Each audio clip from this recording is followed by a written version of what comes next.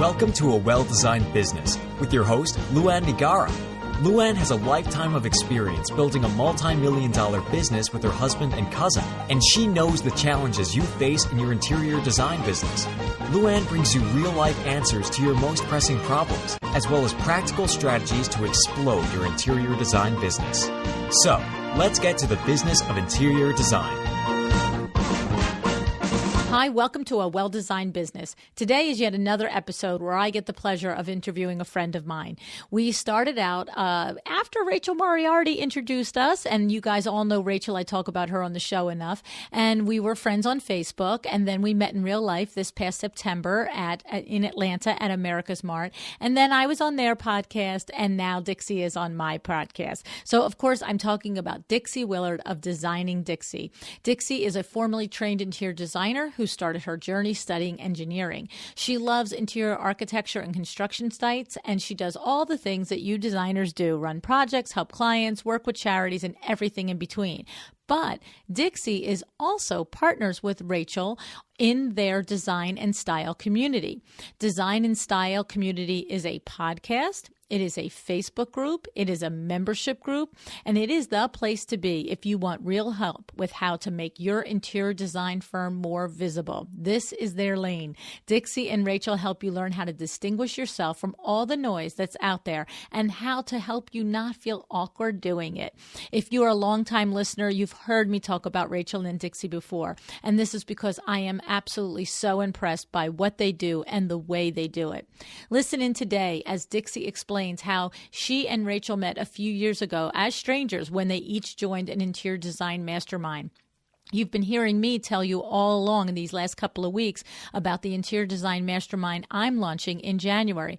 And I keep saying to you, on top of the chance to get some real-time advice on how to run your firm, on top of the chance to build some accountability for your 2018 goals, you also get the chance to meet 7 other interior designers. And maybe, just like Dixie and Rachel, you'll find one that you click with, that you stay connected with, and together you each help each other grow and achieve things that you never imagined, just the way that it happened for Dixie and Rachel. Rachel and Dixie approach interior design from different sides of the brain, and they are here to show you there is no right or wrong way to be a designer. Whether you are formally trained with lots of letters behind your name like Dixie, or you come to the design industry organically after decades of working as a creative stylist like Rachel, you'll just love hanging out with them as they chat about all things design and the business side of being a solopreneur. One thing I do know that Rachel and Dixie agree on is My Doma Studio. Like me, they believe in My Doma Studio and how easy it is to use this platform, and how it can be a game changer for your interior design business. You can create mood boards, create invoices, communicate with both your clients and your vendors, all in one easy-to-use platform. And the truth is, one of the best features of My Doma isn't even on the platform itself. It is the customer service support that is available to you to help you learn everything you need to know, every feature available, so you can get up and get running quickly, and you can let My Doma get working for you. Please visit mydomastudio.com/a-well-designed-business for your offer as a listener of the podcast. Now, let me introduce you to Dixie.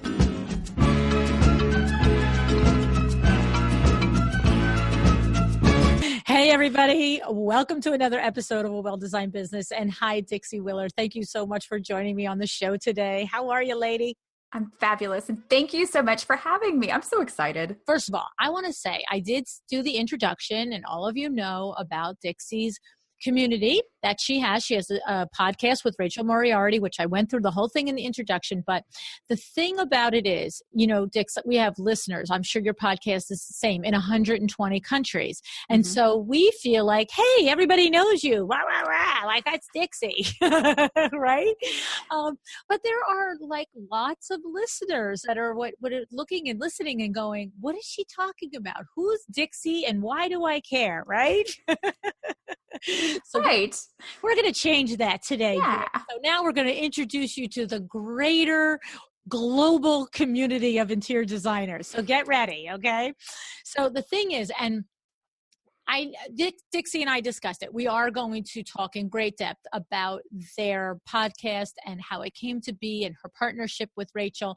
But I wanted to just take 10 or 15 minutes and talk about you, Dixie, your business, and you as a person, because I know that you prefer to focus on the other for this interview, but it's my show.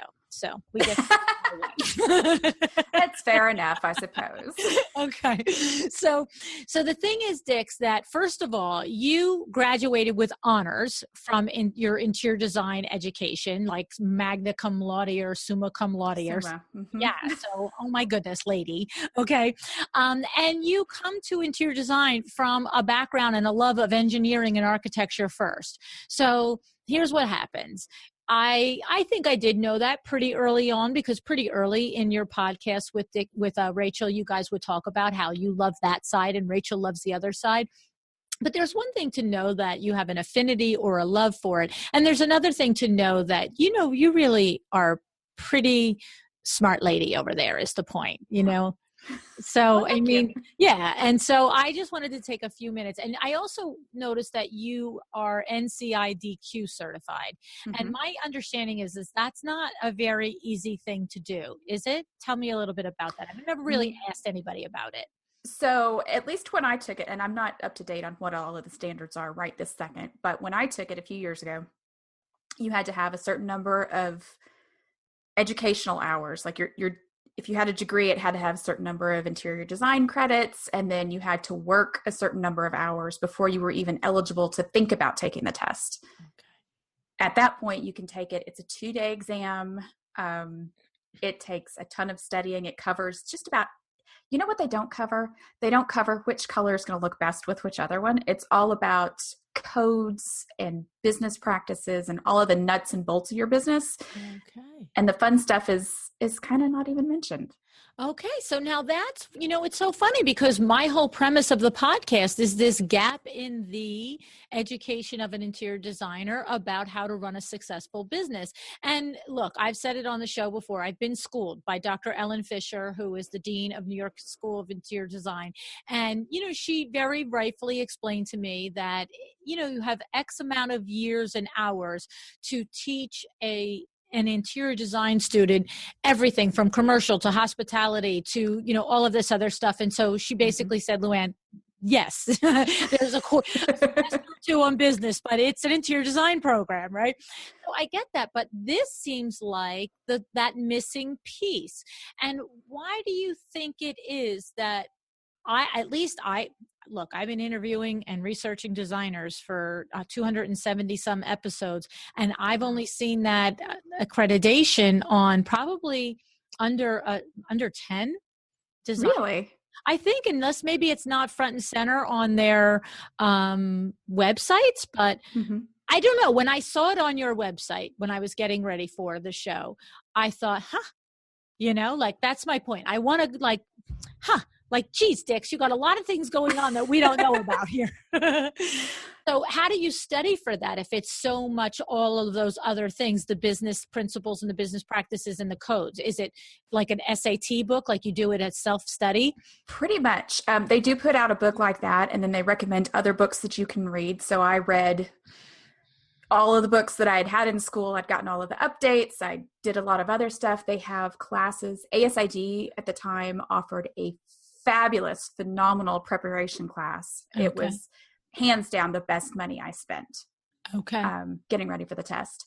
And then, you just have to, and there's a drawing element too. So you have to practice your space planning and your cabinetry and all of that. And just practice. So if you were talking right now with a young interior designer rather than me, and she said, can I just pick your brain and ask you some questions? And I'm just graduating design school. And that designer said to you, do you think I should think about taking this test and have this on my resume and do this? What would you say, Dixie? I would ask that interior designer what she plans to do. Okay. For most design, like what I do right now, I don't need it. Okay. If you're going into commercial, absolutely 100%, I suggest you get it. It's going to give you a phenomenal foundation. It's actually used by most states for their registration. If you've passed the NCIDQ, then that's the test that they use to measure whether or not you can be a registered interior designer. Okay. So I like that because it starts with what I always say. What's your why? Why would you want to do it? What are your plans? And therefore I'll let you know if I think it's valuable. So it's good. So the thing is that it's something that you have in your back pocket, which is really pretty prestigious, and I like it. And of course, since your particular design firm, you really do like to do renovations and all of that stuff. The information is good for you, I would think. It sounds like. Yeah. Okay. So, but depending on the type of design that you want to do, although if a lot of it is business related, I guess there's easier ways to learn about business. I mean, but that sounds like a valuable part of the test. And that part of it actually doesn't make up a huge part of it. Okay. But knowing what's out there is really helpful. Of course, my husband calls me a perma student because I tend to go back to school all the time. And I actually went back after I had my design degree, after I'd passed the NCIDQ, I went back to school and started working on a business degree. Okay. Well, that was smart. Good for you. So, no wonder you're so successful. Yeah, See? I have that extra layer in there. Good for you, Dixie. So I see, these are the things I didn't necessarily know about you, but what I love is when I learn them, they don't surprise me because you're very successful. I mean, you guys are creating something really special on top of your interior design firm. You know what I mean? And I was looking at your website and your work is beautiful. So you're very talented, and I'm happy that, to know the background part, truthfully. Cool. All right. Okay. So now, a little bit more about your illustrious past here that I thought was interesting. And I did hear you guys talk about this when you two interviewed Sandra from House of Funk Design in Montclair and New York. And you said that you were all Ethan Allen alum. And that was funny because I knew that Sandra was, and I knew that Rachel was, but I didn't hear all. And Rachel made the statement. So I thought that they meant the two of them, but you're an Ethan Allen alum. I am too. Well. I am. It's a good cutting ground, right? A good teaching ground. The same thing for a young designer. You would say there's benefit there to coming up through something like that. Absolutely. And I did it a little backwards. I passed the NCIDQ before I went to work for Ethan Allen. Okay. Not quite the normal way of doing things, but yeah. Okay. It was one of those things where it was a practice ground for having my own firm. Right. Well, and the other thing that I noticed is that you were a designer and a bookkeeper for a high-end furniture firm. So that's where I was like, well, this is why she's got everything so locked down. So tell us a little bit about the experience about being the bookkeeper at a high-end design furniture firm. It was one of those things where I knew how to use a computer. And so I got to use the computer that we had. It's a large store in terms of square space. It's a small store in terms of the number of employees. And so I just kept track of all of the accounts receivable, making sure that all of the orders got put on there. I made all of the price tags so I understand, margins and all of that. And it was such good practice for being able to go out on my own. Have you discussed these experiences in your group, Dixie? Have you shared these things with the people in your group? Are they aware of the level of this experience that you have? I don't think so. Yeah, I think you should talk about it a little bit more. No, I mean, you and Rachel both. Oh, Rachel agrees with me. Yes. Well, because it sounds like to me that, of course, you're doing a fabulous job teaching the visibility. And I watch the strides that the members of your group are making. It's amazing. And it's so fun to watch. It really, truly is. And the things that they're all coming up with. But I think that, I absolutely know that there's value there in these other experiences that you have, and explaining the importance of coming from a background where you were responsible for the bookkeeping and setting up, maybe not setting of the margins, but you worked within and understood them intimately, as opposed to just like, that's the price of the sofa, go sell it to the lady. You understood what the net cost on that piece of goods was and what you were supposed to, your goals for making profit on it were. Exactly. Yep. Yeah. All right. Well, I'm just going to have to keep doing my best to drag it out of you, you know? Well, I will say one other thing that came out of that experience is anytime I go to a retail store and put in an order for furniture, they love me because I have all of the line items. I have the arm style, the seats, cushion, all of every single possible line. And if there's nothing, I mark down that there's no need for that. So they do appreciate that. That is nice. Well, because you know the way that it should be done so that it's done well. And so you continue to do it that way, even when you order for your own clients. Exactly. That's awesome. I love it. Okay. All right. So, and it's funny because I'm getting a little bit now. One of the things that you guys say in your bios is that you're both introverts. Yeah. And now I'm getting that a little bit for the first time. I'm just going to call you out on it. Because I keep bringing up really fabulous things that you've accomplished, and you keep giving me 1 and 2 word answers. Usually I give somebody a prompt to talk about themselves and they're off to the races. So, okay. And literally a half hour ago, I read that line, oh, you might be surprised to know that we're both introverts. And I thought, yes, I would be surprised to know that. And now I'm like, oh no, maybe it's true. It really is. I can pretend not to be, but my comfort level is, having my own little cubby hole, and I let you, and that's why Rachel keeps pushing me to share more of my information, is because I like having that level of not quite privacy, but just right. Well, just privacy between me and the rest of the world. Yes. I guess that's really the heart of an introvert. It's like, stay out of my stuff. Yeah. Stay over there. I'm good right here without you. It's why we have 14 acres, so that I don't have to see people. Okay. Well, there you go. Okay. So, and that's another part of your background, that is that you are an Army brat, was it your father and mother, or mother? Who was it? Both of my parents were in the Air Force, and then Air Force. After my husband and I had been married a couple of years, he joined the Air Force. So Air Force brat, Air Force wife. Yeah. Okay. So it's Air Force brat, not Army. Okay.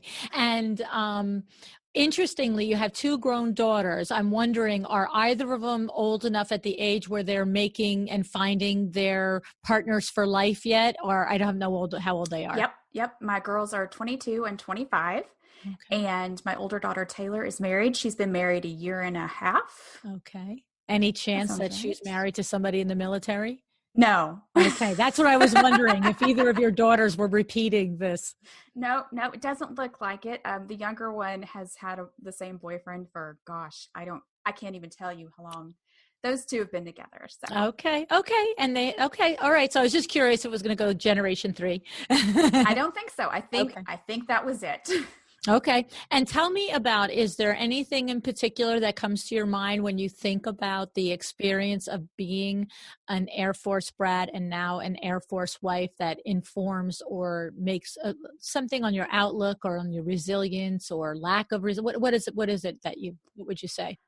I have learned how to be strategic when I move somewhere new, which actually is what I did when we moved here and I started my business. Right. But how to be strategic about looking around and going, okay, I need to have a community around me. Okay. What's the best way to start building that? Where do I need to be? Who do I need to talk to? And even though I am very much an introvert, I get out there and I meet people and I talk to them, because I'm an introvert, but I don't need to be alone. Bad things happen if I'm all alone. I turn into the crazy lady in the woods. It's not pretty. Dicks. You got your moonshine and you're in the woods. Yes. You give me. Yeah, it's not a good look on me. So. Okay. So that's interesting. So you've not only learned the skill of coming into a new place, assessing its viability for building community, but you've learned the skill of building community despite your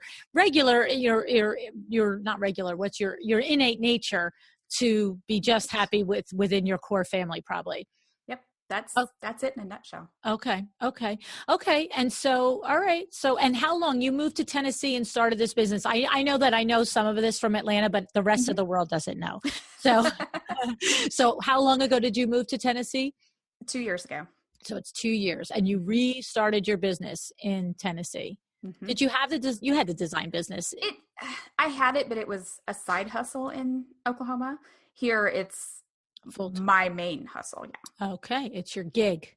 It is. And we decided, my husband had retired from the Air Force, and we kind of looked at each other and said, we've always planned to move to East Tennessee when we get done. Why are we still here? So from the time that we looked at each other to the time we moved here was about a month and a half. Oh. The only people we knew after we moved were each other. Whoa. We didn't know one person here. So we've been able to, just like I said, that ability to move somewhere new, not know anybody except who you came with, and meet people and build a community. That's what I do. That's what you did. And that's what you learned from running. Mm-hmm. Okay. And so is your husband working now also, or is he fully 100% retired? Like, did he start another thing? He lasted being fully retired for a year. Yeah. Cause you I don't know how old he is, but you look like you're about like 30. So, I mean, you have to be older than that if you have a 22-year-old, but that was like, what? Mm-hmm. So he's too young to sit around, right? Right. Yeah. Yeah. Okay. So he went back to work, tried something new. He's working on dental equipment, which is a far cry from aircraft and weather radars, but yeah. Okay, cool. Very cool. Okay. All righty. Thank you for sharing all of that with me. All right, Dick. So let's talk about your design and style community. So tell me, first of all, you and Rachel, you met through an online interior design marketing mastermind. So you were both strangers when you went to that group, right? Right. Okay. Yeah. And it's funny because I have no idea now that I'm going to be train myself to say recently on the podcast, I was just saying in one of my descriptions, because I have masterminds that are forming in the beginning of January for interior designers.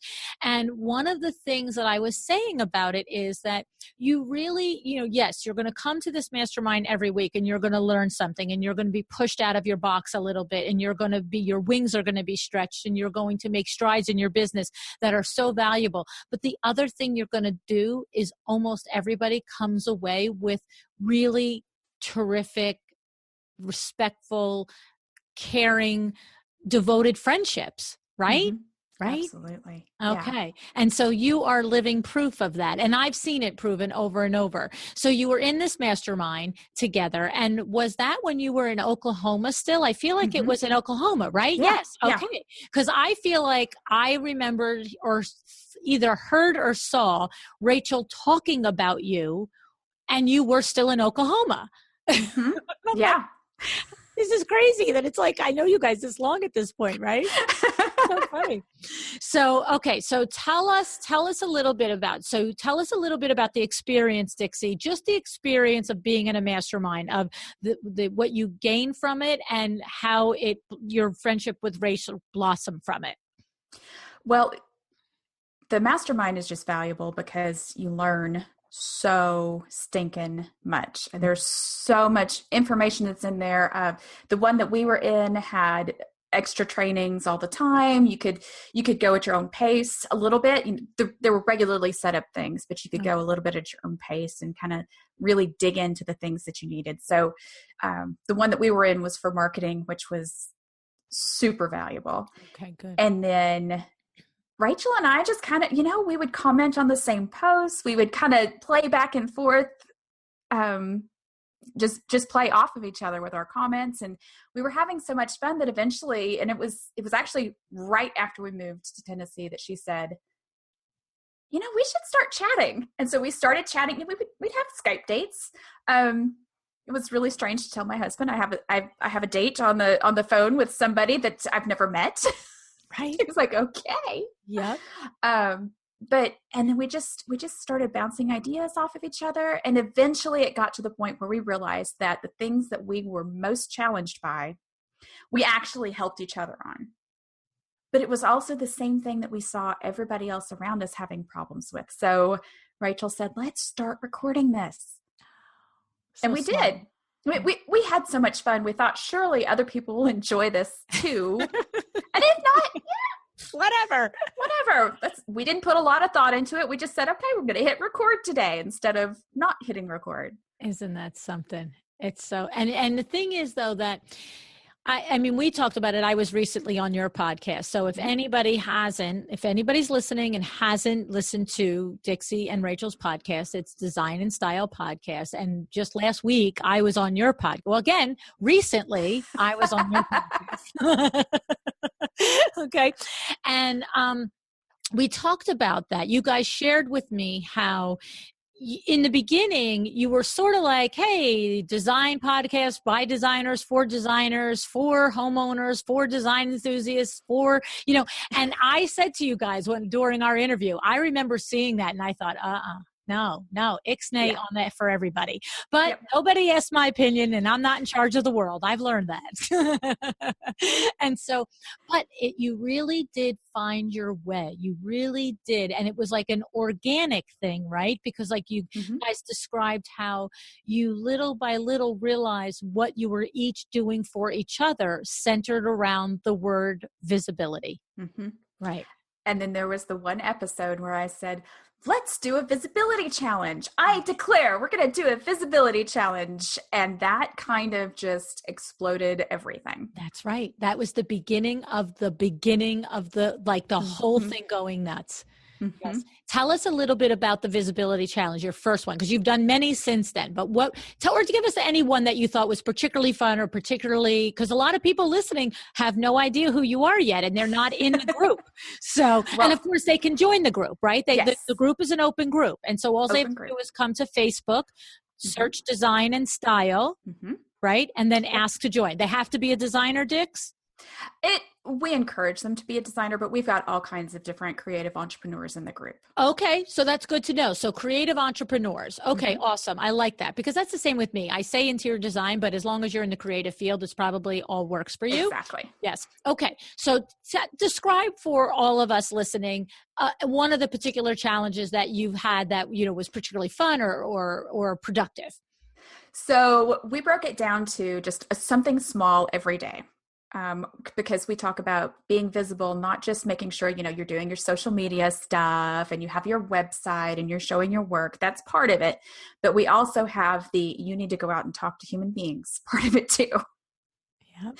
So we broke it down and it was something like one day was, just post an introduction. Let's start small. Just here in the group, post who you are, what you do, just a little. If you want to make it a video, but just to the group, right? Just to the group. It doesn't have to be a live video. It can be a picture. It can be whatever you want.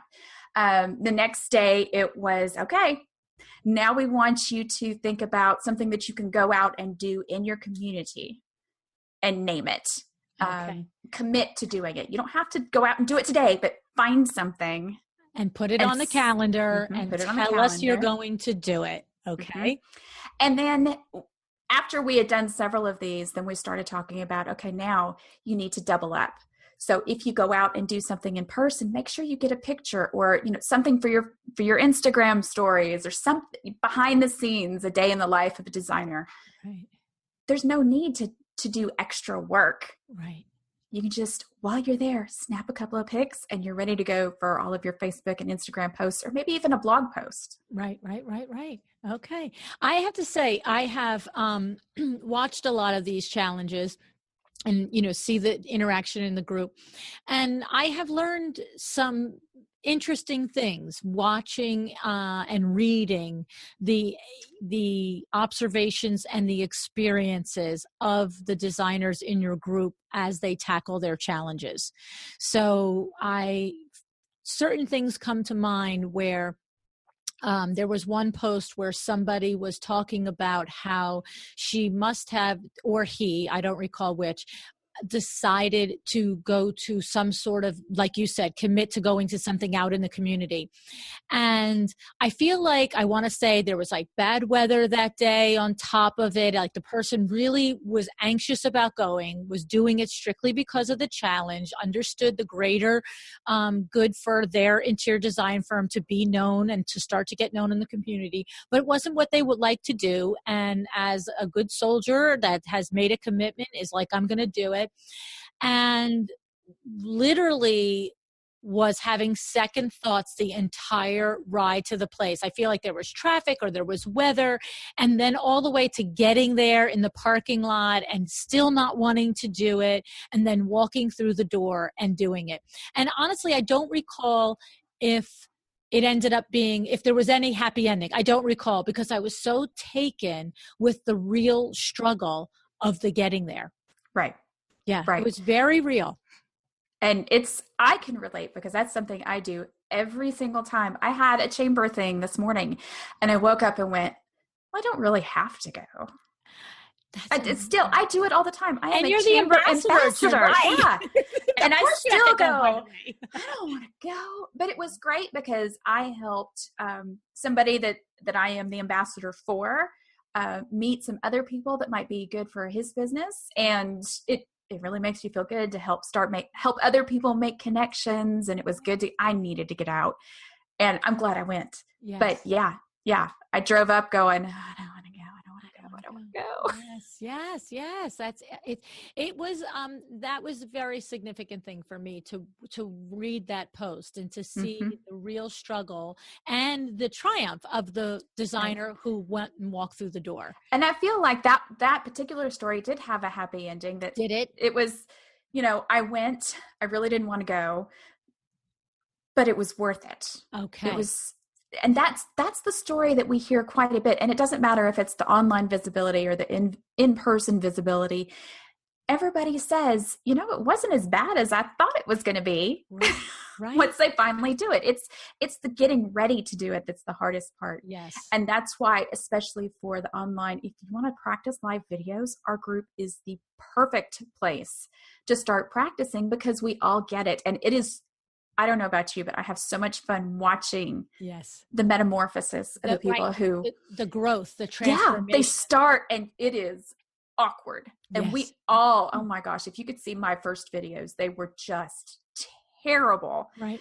And to be able to see every little step as this person posts one more, how much more confident. And they figure out where the camera needs to be, and they figure out where to look, and they figure out the lighting that they need. And they stop worrying and start just doing. Yes, it's remarkable. And I can relate, because like you said, if you looked at your first videos, you're not happy with. It's like my first, I literally have not re-listened to the first 10 or 12 podcasts, because I will not.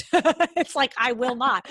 And the crazy thing is I don't have any idea if I would actually on reflection listen to them and grade them as bad. I have no idea, but I don't have the guts to listen to them, so it doesn't matter. And it's so funny, because every once in a while somebody will find the podcast new. This happened maybe over the summer. Somebody came new to the podcast and found it, and he or she messaged me on one of the platforms and was like, I just found your podcast. I love it so much. I went right back to one and I'm working my way through. And I was like, could you start at like 15? Of course, I didn't say that, you know what I mean? But I was like thinking, and the only reason I wouldn't say it is because those first guests were all very good and they have all valuable lessons, but I'm sort of like, yikes, like it is just the proof of anything you do. It doesn't matter. It's interior design, it's video, it's podcasting, it's anything. It's whatever you do over and over again, you're bound to get better at it. I mean, you know what I mean? And you're right. Your group is a very supportive place to do that and to kind of get your feet wet a little bit.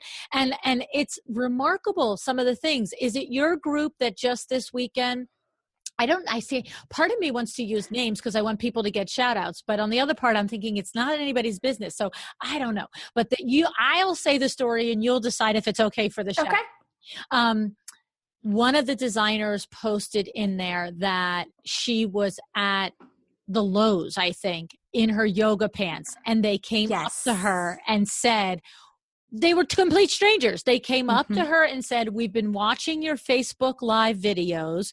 You look like you're perfect for us. We are about to start a renovation, and we are going to call you to come out and be our designer.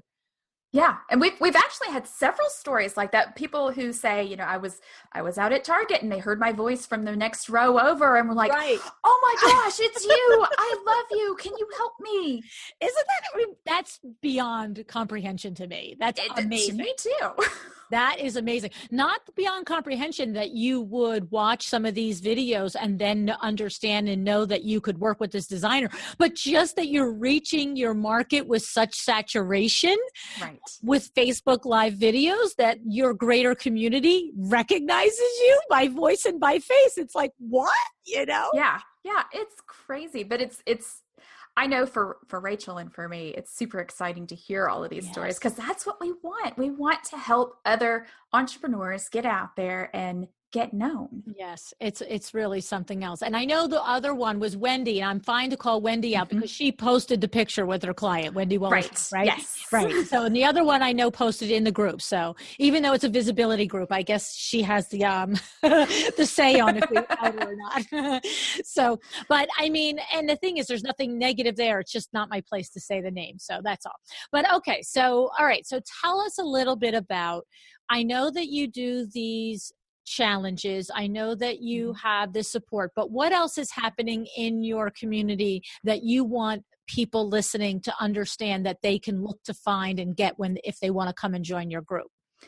So one of the things that Rachel and I have started doing, we've kind of been beta testing it, and we're going to really start opening it up here over this month, is our membership group. And we call it the Visibility Lab. Oh, because we have Design and Style University where we put little courses up and you can take them. But the lab is, you know, where you put things into practice. You actually test things out. And this is our answer to all of those people who say, how do you do it all? okay. We don't. So for the Visibility Lab, we're taking a certain amount of our time and specifically going to schedule it to just take care of those people. We do an office hour every week. We have an extra master class, and then we have a visibility support session every month. So we really help hands-on there in the Visibility Lab, more so than we can in the larger just Design and Style podcast group at large. So it sounds like that will be obviously a paid membership community. Yes. Right. Yes. Okay. I love it. That's awesome. So if you want the tips and the encouragement and the general feedback that comes from all of the members at large in the regular community, terrific. But it sounds like if you want some more one-on-one, like I want to talk about me time and how to work this for my business, then that's where you would join the membership. Right. And then we are also going to have just one-on-one sessions where you can work with just Rachel, just me, or with both of us. Okay. Okay. And so that's launching when you say this month, December?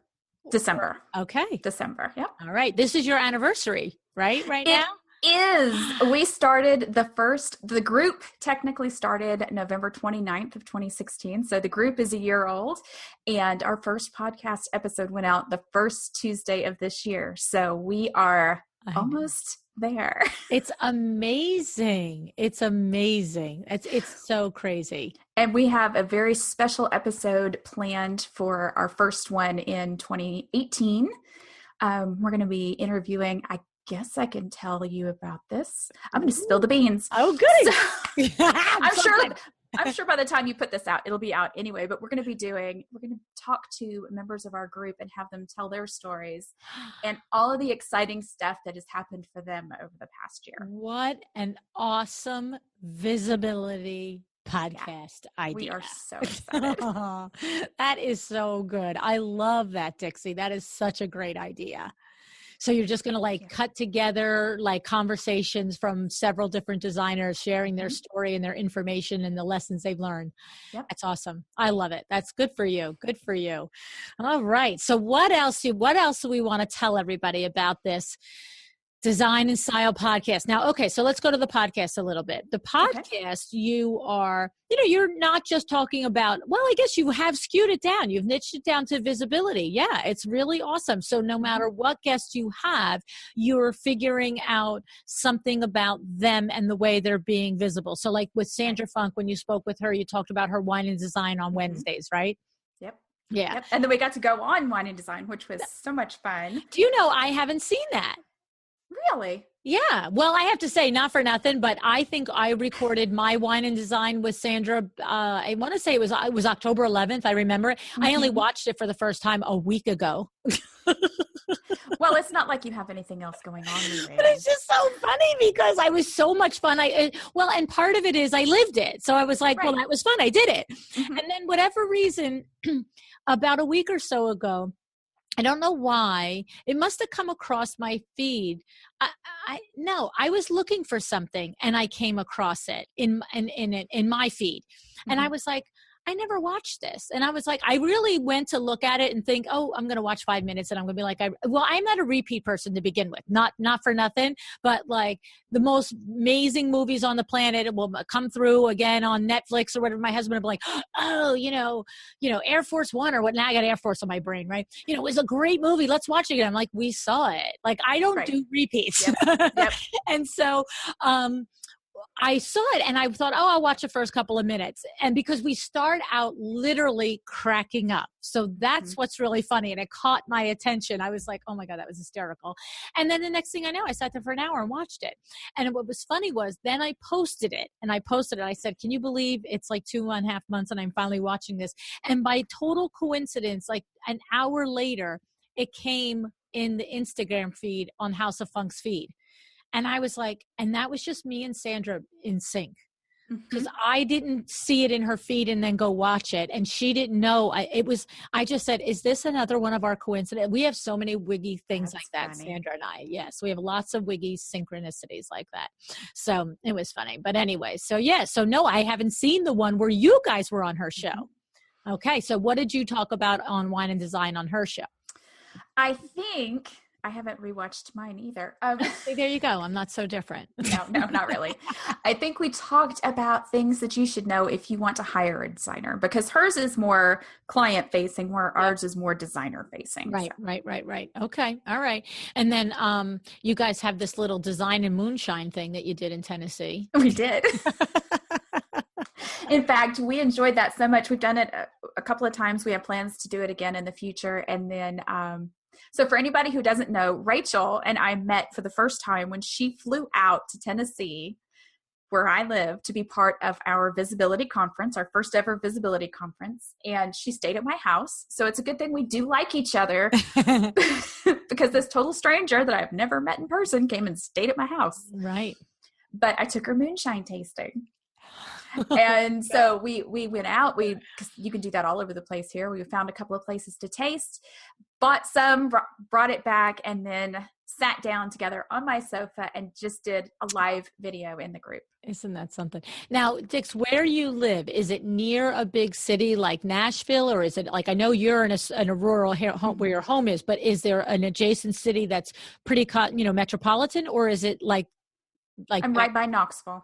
Okay. Right by Knoxville. Because I'm just picturing Rachel in a small community in Tennessee. I took her into the Smoky Mountains and like she people had a go, blast. What? Yes.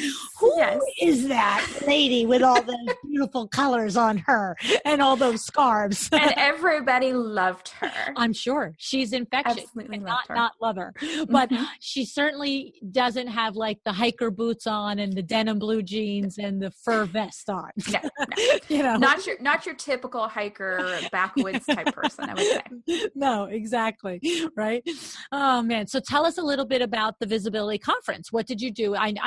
Share with everybody what you did on the conference so that they all understand. So we had a couple of speakers. Rachel was one, I was one, and then we had a third keynote speaker who talked about mindset for visibility. Rachel talked about ways that you can focus on your online visibility. I talked about ways that you could go out and talk to other people in person, get to know people in your community. We're both big on service projects. Community service is huge for us. that's a big part of mine. So we talked through, all of that kind of stuff, had our mindset speaker, and it was a lot of fun. We had people in person. We had virtual tickets that we sold. So we had people watching. And when you did the virtual ticket, was it the sort of thing that you were able to technology wise have them join you live virtually, or you did? Wow. We did. And we even had questions and answers virtually. I need a Dixie in my life. I'm just saying. Rachel's so lucky that she has you to do all this tech. Well, and then I'm the one today whose computer is going, I hate you. I'm not talking to you anymore. Oh my goodness. Tell me about your service projects. I've seen the Facebook posts about the community projects. Tell all of us about it so we understand what you're doing. Okay.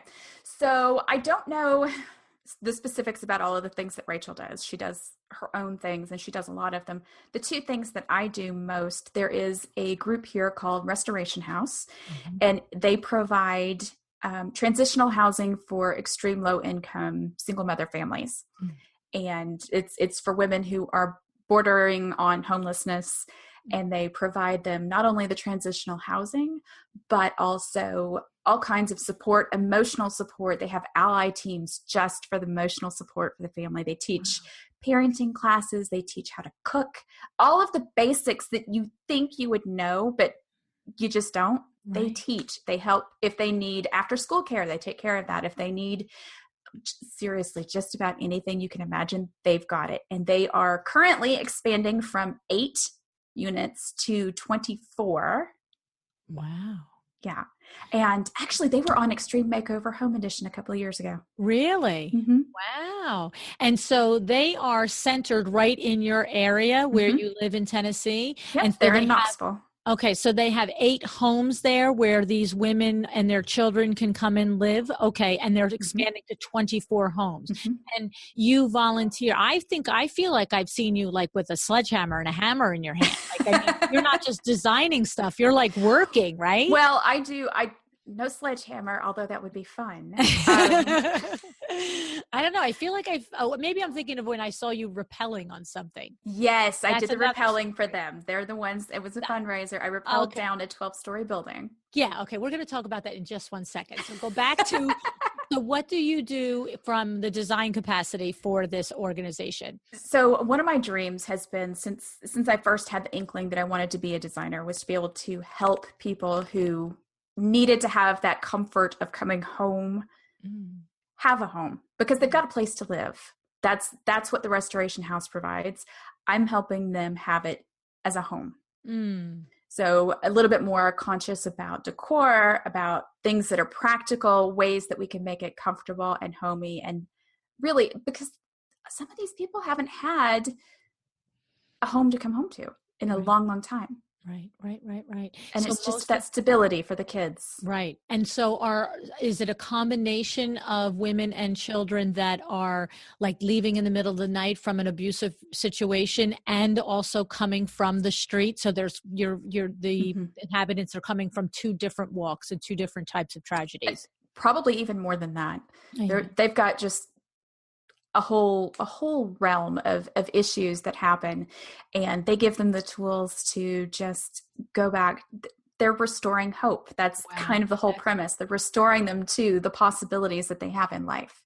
Well, and that's really what it is, because if the circumstances of your life have never had the stars and planets line up that you actually experience a safe, secure, nice environment, you almost get to a point where you can't even imagine it could ever happen for you, right? So this makes it real, so that it's something that they want to achieve and something that they instills, like you said, hope. And I would think a certain amount of drive and a certain amount of like, okay, I know what it feels like now. I want more of that for myself and my kids, right? Exactly. And most of the residents are there for about 2 years. So that's a good long time to get on your feet. Exactly. It's everything you need to get that good foundation started and get out there. I mean, even they help with learning how to write a budget for yourself. Right. Well, pay bills. Well, it's like it's just like, the podcast. It's like, you can be an A student in interior design school and know everything about it. But if you don't know how to run your business side, you're probably, you might eventually be successful, but you're not going to be successful right away. And so this is what you're saying and you're describing is it's true. Somebody that comes from a disadvantaged background probably doesn't really know how to cook. No mother cooked for her exactly. Right? Mm-hmm. Oh my goodness. I love it. And I was curious how long the transition is for. And I didn't know if you were going to say 2 months, 6 weeks, 6 months, but 2 years is a nice long time to really ingrain and teach and inspire someone to duplicate this process for themselves and their children. Absolutely. And what is that organization called again? The Restoration House of East Tennessee.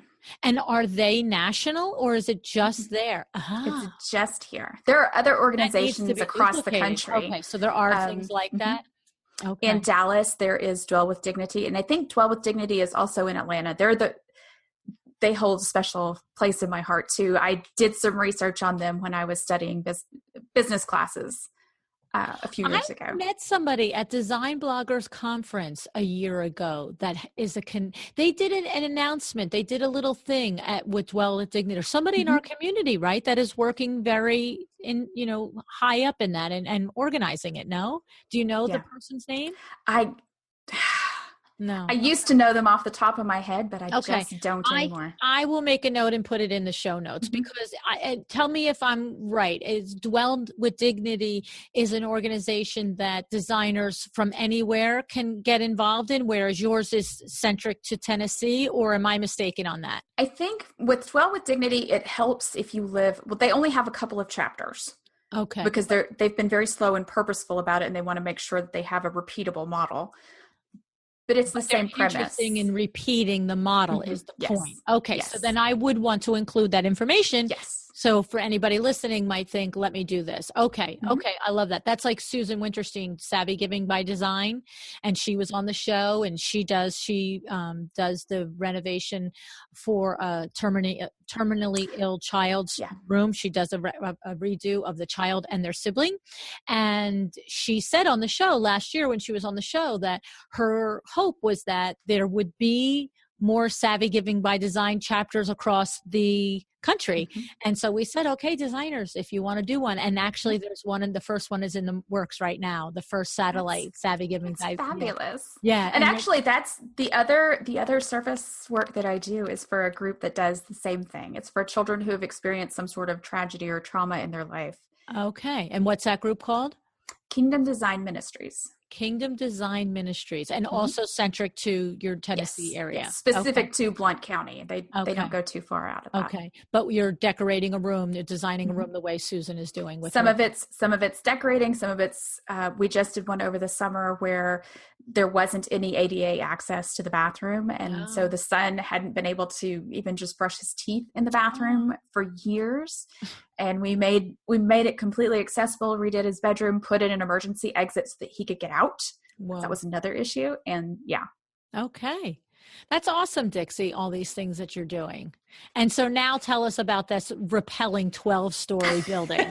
I saw that picture on Facebook. I almost fell over. First of all, I think it's so cool and I would totally love to do it myself, but I have no skills. Was it something that you had never done before? I mean, never done before. That had to be. This year was my second year and I've already signed up to do it again next year. That had to be particularly, I mean, this isn't a ride at Disney. This is 12 stories on a real building. I think I would have been like, could we do one story and give it a try? Well, the good news is they do let you practice on a ladder on the roof before you go down.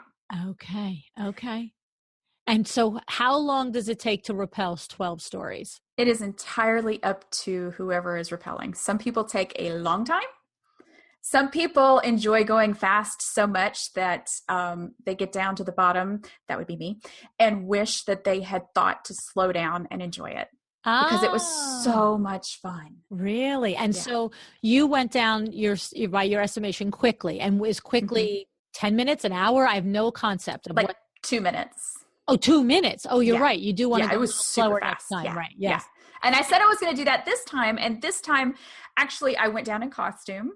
Oh, I remember. As an extra added bonus, I was letting people choose my costume. I went as Rosie the Riveter. And so awesome. I could hear the announcer talking about the fact that I was Rosie the Riveter. And so I did stop a couple of times to kind of give that, the pose, and that helped slow it down. But it went so fast. You're remarkable. You're remarkable. That's awesome. I love it. That's so cool. And I actually won the costume contest. You did. Well, you look exactly like Rosie the Riveter, honestly. I worked hard. But yeah, and what made it even more special was it was the families who live at the restoration house who voted on the costume contest. Isn't that something? So, yeah. That's awesome. And so this restoration project that you do, is it like they're now built? So is it been that you've been involved in building all these 8 homes? Like the next project is at home, or is there renovation and redecoration and paint that gets involved? Because, it's a lot of wear and tear on a house. So what do you do with it? So they have units. They've got 6, it's an apartment, 6 units. And then they're repeating those 6 units, and they have a bungalow too with 2 units. But they're like repeating in an apartment building. Like they're repeating that with 3 brand new units they're constructing right now. And so does a woman who has, say a woman has 2 or 3 children, does she have a unit to herself, or, she does? Yeah. So, it's basically, she's got her own apartment just like that somebody's helping her pay and subsidize and teach her and everything. Okay. I was picturing communal living in a home. So like 3 or 4 mothers, a dozen kids running around and making crazy. Okay. It is a gated community. So that they work. It's beautiful to see all of the moms and families coming together and working together and supporting each other. Yeah. But yeah, they each have their own apartment where they raise their family, and sometimes they come with no furniture. Okay. Sometimes they come with a little bit of furniture. Sometimes they've got pretty much everything. But what I do is help to coordinate to make sure that everything they need is provided for. Okay. And then also the additional level of making sure it looks nice. Very nice. Very nice, Dixie. Good for you. That's awesome. So tell me before I let you go, are there any particular stories that you can think of or incidences within your visibility group that were successes that you'd like to share? I mean, obviously without necessarily naming names if that's not appropriate, but can you think of some other wins that the group has had and the individual members have had, just to inspire people listening that maybe they're sitting there and they struggle with putting themselves out there, and maybe they identify like you as an introvert and think, if these girls are doing it, I could do it too. But to give them some, like you were talking about with restoration, give them some hope, give them something to hang on to. We have had, we've got so many wonderful ones, but we've got Laura Briscowie. Yes. Oh, I'm going to murder her last name. I know. I love Laura. She's great. She has got the sweetest smile. She's just so sweet. She is. And it's really interesting to see her go out, and she is putting herself out there both on Facebook and in person. She went to a conference for the first time, got to meet some people, and talking about getting resources for a blog that she's putting together as a color consultant. So she was talking to all different paint manufacturers and getting ideas, and it's been really fun to watch her blossom and grow. And it's so funny how many of us discount everything that we've done in the past, because she would say, I'm just a color consultant in a paint store. And she has got this wealth of information and knowledge in her head from everything else she's done. And she's not just a paint consultant. Right. Although those are pretty important too. That's right. So, we've had story after story of people saying, yeah, I started doing Facebook Lives and it's gotten me business. And how about Kim? Kim is doing the weekly show every Tuesday at 7:00, right? Exactly. I've been catching that lately. She's from your group as well, right? Yep. Yeah.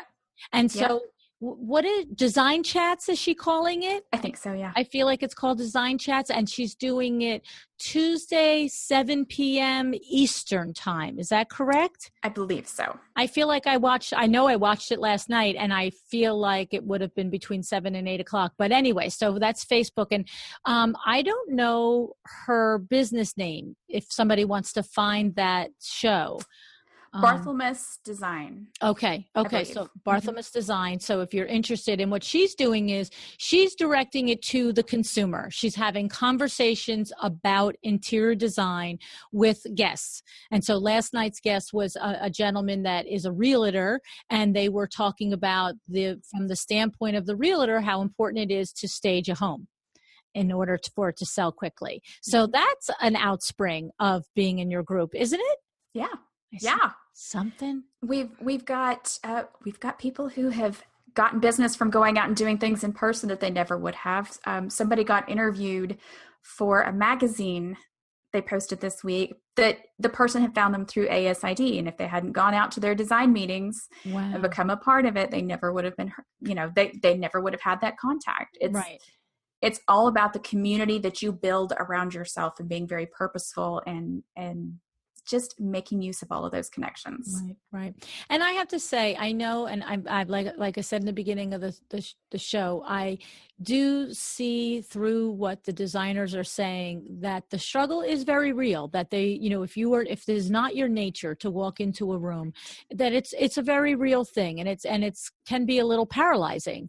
I mean, and And the thing is, what I have often said to people, and we just did a coaching session with Nancy Ganskaufer, we did money, mindset, and sales, and it was 10 weeks. And, we talked a lot about mindset and about these types of things.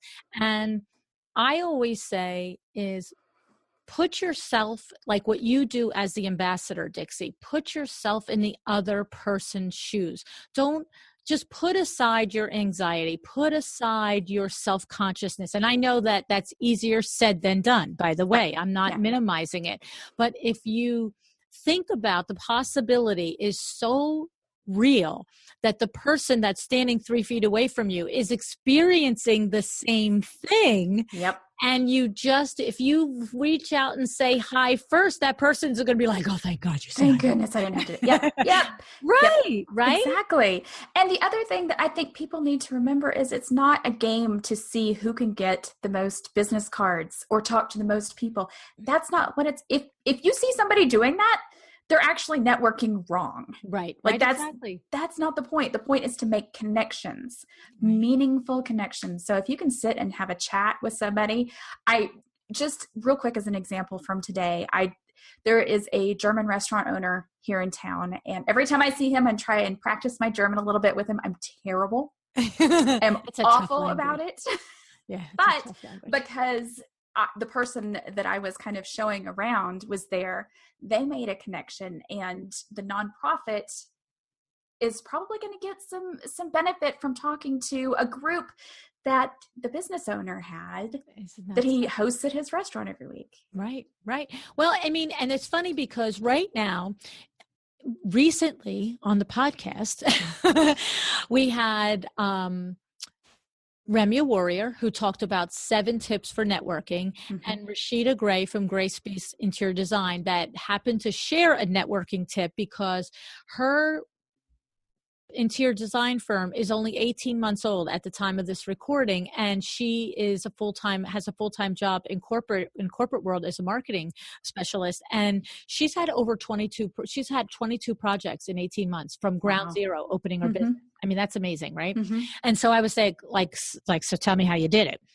And so she shared a networking tip, and I'm going to just repeat both of them because they tie into what you're saying.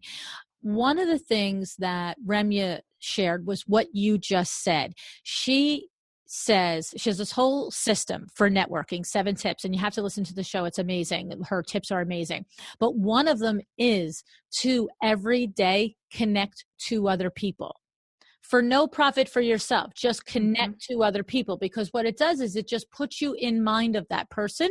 And I know what it does for me. When somebody does me a favor, now I'm looking for how I can do that favor back. Not that I'm like, I have to do it in a timely, I don't have 24 hours. But the point is, I will always think, oh, they did a solid by me. What can I do back? I mean, you guys, it's like I'm happy to sing your praises to the podcast because you guys are big supporters of me. So I'm always telling everybody about yours. And it's that sort of a thing. And so that was the one tip that is exactly what you just did this morning, is connect to people. And then the tip that Rashida did was that she said that whenever she goes to any type of networking or conference or meeting, no matter if it's design related or not, she always looks for an opportunity within the context of the meeting to ask a question. And when she asks the question, she raises her hand and she starts with, hi, I'm Rashida Gray, the owner of Gray Space Interior Design located in Philadelphia. I have a question for you. And she said that she did this at this big conference where Michelle Obama was the keynote speaker.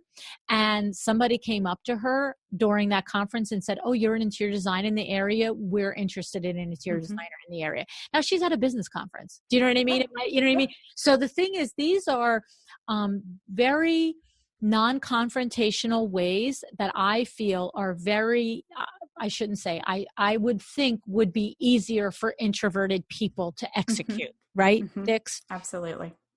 Yeah. And one other really small, quick piece of advice is if the number of people at the event kind of intimidates you, get there early.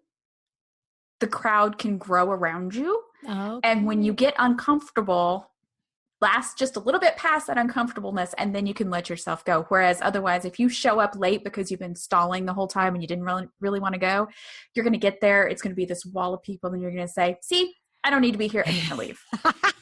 That sounds like you are talking from experience. Oh, yeah, for sure.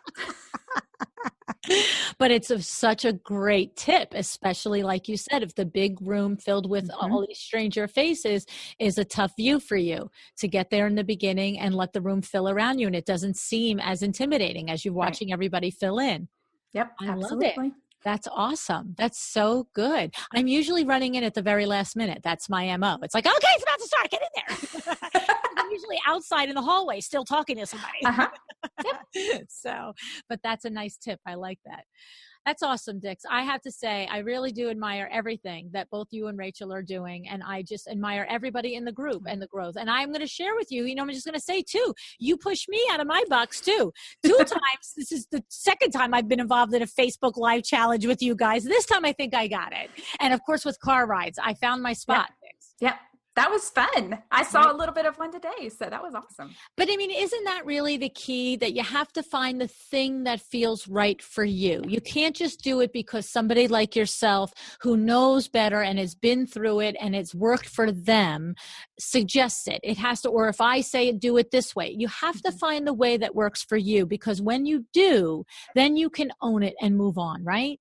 Right. And that's actually one of the things we talked about on our podcast recently. I'll get it too. Right. We don't know when it was. It was recent. Right. It was recent. We were talking to Samantha Parker and Kathy Rasmussen of Badassery Magazine. And one of the things that they pointed out was whatever you see out there, take whatever it is. It doesn't have to be a Facebook Live in the way that you do it. Whatever you see in business, take it and make it your own. Don't just copy somebody because it worked for them. Right. Make sure it's going to be your own personal thing that works for you. Yes. And like I said, it's more than that. It's more than, I'm just going to take the minute because I really have just experienced this. It's more than intellectually giving some thought to, well, this person is doing this and this person is doing that. How can I do it and, still be effective, but make it my own? It's not just an intellectual observation. It's not just an intellectual decision. It's a gut thing. I mean, you guys we did the Facebook Live a year ago, the challenge, 30-day challenge in September, and I lasted 17 days, and I hated all 17 days, I'm just going to tell you. I mean, it was I just felt so coming up with an idea. Like it was like, what is my idea today? And so the thing was that I recognized that it wasn't going to be something that like Wendy had happened at the Target and the other woman had happened at the Lowe's, because I wasn't owning it. I was just like, hi, here I am today, and this is the window treatment here, and la, la, la. And it was just like, whatever, who cares? You don't even care about what you're saying. Like, I just felt like I could feel that I didn't care, and who else was going to care? And then you guys did it. I don't know why it came across my feed. This time, I think I saw it after the 3rd or 4th day, but you were doing a 50-day Facebook Live challenge. And I don't know if it was you or somebody said they were doing it just Monday through Friday. You could do it every day in a row. I don't think that was me. Was you, right. And I was like, well, I could do Monday through Friday. And then I was like, I really can't do any of this. And I was like, Luann, line in the sand. You got to do it. It's enough. We got to do it. And so I was just like, that's it. And it was like, it was just like, I just would not accept not doing it one more time. And I did it for the first, week or two. I've been doing it. And then the other day, I had the genius thought to do it from my car. Mm-hmm. And you see, it's not that I invented the wheel on doing it from my car. Ever since then, since I announced this 2 days ago that I'm going Facebook Live from my car every day, different people have messaged me on the post and privately going, oh, this one does it and this one does it, like from different industries. And I'm like, well, I never said I invented it. I just said I felt like, oh my God, it's real. And not that they were trying to tell me that, you didn't invent this. They were just showing me how it is a thing that people do it. And the point is that when I talk to you from my car, I'm like, okay, let's talk, let's do it, and It's so different. And so that's the other layer of the message is there's two things in there that if it weren't for your group, yours and Rachel's leadership, I would not have done it at all. And if it weren't for your group and your leadership and having these challenges, I wouldn't have pushed through the first 10 or 11 days of doing it to find that moment of clarity to go, this is where I can do this. And the thing is, at the end of the day, will it change my world? Will it make anything different in my business? I don't know. But what I know is that it feels right to me. Mm-hmm. And then everything comes from doing something that feels authentic and right for you, right? That's so wonderful to hear. I'm telling you, Dix, you guys are changing lives. You're changing lives out there. That's our goal. We want to build a community and change. I keep telling Rachel, we're going to take over the world. We're going to make it better one day at a time. One designer being visible at a time, right? So no, I really do thank you for what you have added to my life and the friendship to my life. I value both of you so much. Rachel and Marietta were the first two people that ever came out to anything that I ever did. I saw the pictures. I remember it. Drove 5 hours to come meet me. Yep. I was just like, oh my goodness. And so, designer besties since then, her and Marietta. And so, but seriously, it's been a very, it's just been a really special thing to have this relationship grow over the internet and over, Facebook and over podcasting land over these last couple of years. And so I really just want to say lastly to everybody listening that if you haven't heard it by now, you know that this is a valuable group. And if you're interested in being a part of this group, this design and style community, and their podcast is there and their membership is coming, is it design and style? How do you do your website? Is it a plus sign and give us the lowdown? So if you're looking for our website is designandstylepodcast.com. A-N-D. Yep. And it is the same pretty much across any social media or anything else. Okay, good. So you're on Instagram, you're on Facebook, and of course you're in iTunes, and you're probably whatever Android users use, like SoundCloud, YouTube, because we do video. Okay, that's awesome. Oh, Dixie, well, thank you so much for sharing your time with me today. You're a rock star. It was an honor. It was an honor to be here. Thank you so much for having me. You're welcome.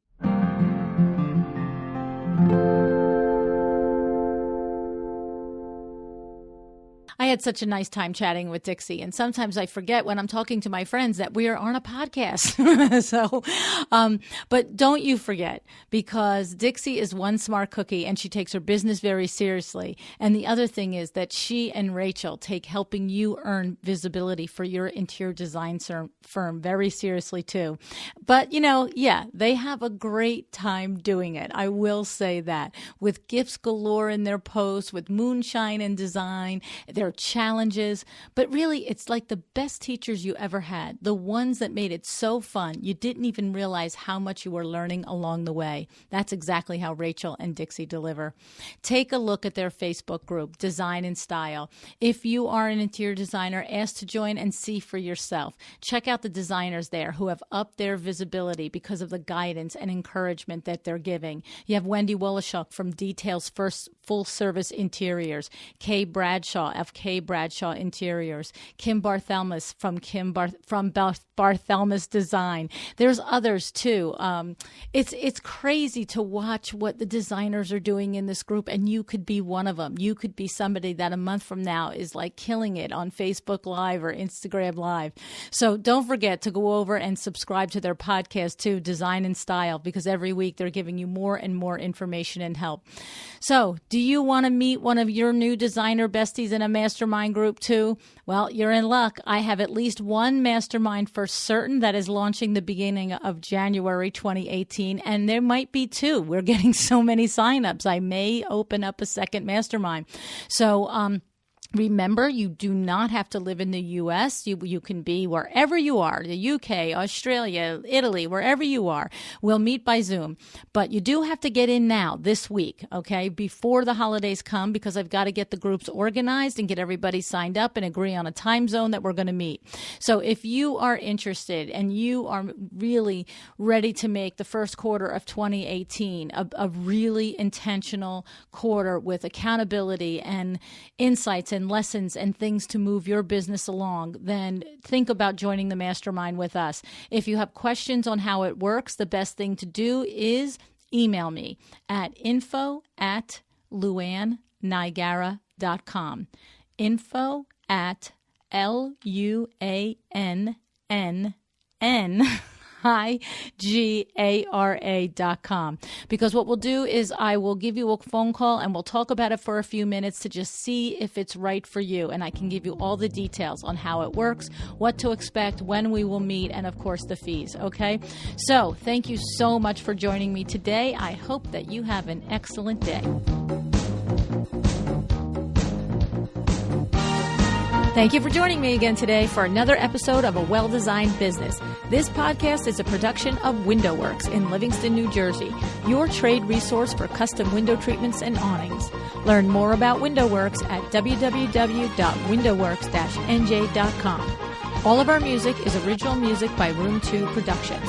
Please contact us if you want to learn more about original music for your business or your events.